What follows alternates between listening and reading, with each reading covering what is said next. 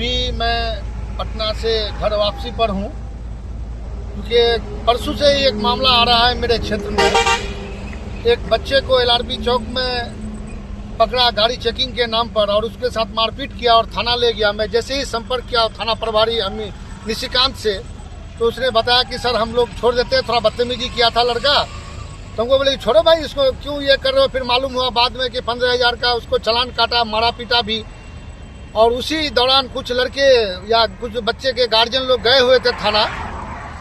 तो वहाँ भाई ठीक है, बात हुई होगी कि भाई आप किस अधिकार से मारे पीटे या जो भी हुआ, उसी में बहस हुई। फिर मालूम हुआ कि साथ में उन लोगों ने चाय भी पिया, ठंडा भी पिलाया। उन लोगों के घर जाने के बाद कुछ लोगों पर एफआईआर करके गलत ढंग से केस दायर करके, जिसमें आसिफ बाबू को उठा के लेके आया और बहुत ही बड़े गलत ढंग से।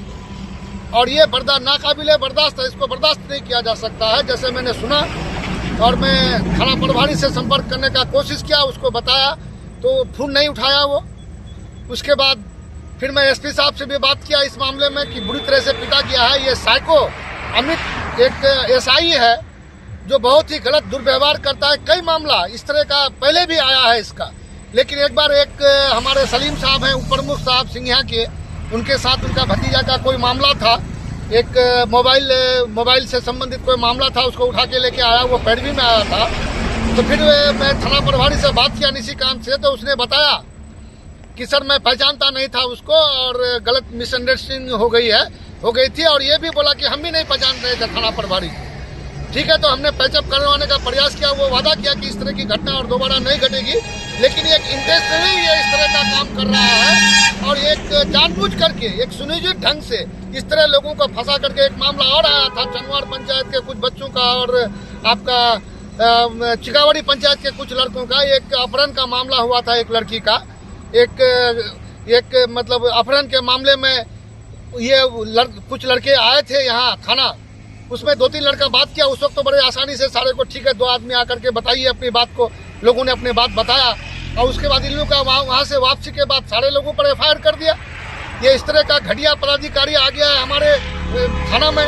बार बार जब कहते हैं तो नहीं सर कुछ नहीं होगा, कोई बात नहीं है, ठीक है, डराने के लिए कर रहे हैं। लेकिन वो इंटेंशनली इस तरह का कर रहा है कि कुछ एक जाति विशेष के लोगों को टारगेट करके वो जानबूझ करके बदतमीजी कर रहा है। और ये अमित नाम का जो एसआई है, ये तो और बदतमीज है। इस तरह का कई घटना, इससे पहले एक एलआरपी चौक में भी घटा था इस तरह का एक घटना। एक मोटरसाइकिल चेकिंग के दौरान ही जो कुछ लड़कों को 8-10 लड़कों को उसमें वो इन्वॉल्व कर दिया था।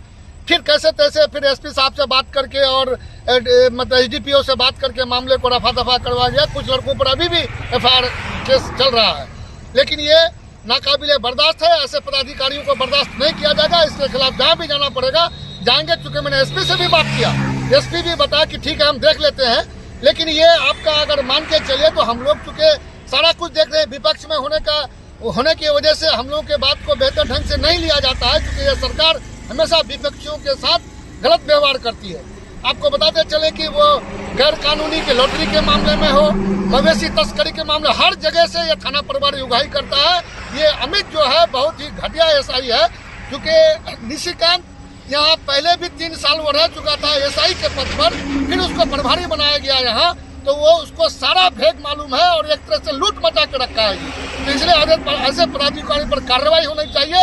अगर नहीं होगी तो हम लोग सड़क से लेकर सदन तक इस बात को रखेंगे और ऐसे पदाधिकारी के खिलाफ कार्रवाई करवाएंगे और आसिफ को न्याय दिलाएंगे।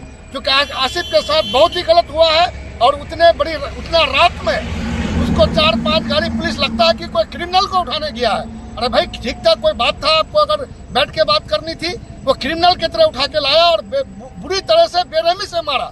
ये एक मानवाधिकार का हनन है और ये हनन किया, उसके साथ ये दुर्व्यवहार किया, उसके साथ कार्रवाई होगी। और इंशाल्लाह हम आसिफ बाबू को न्याय दिला के रहेंगे।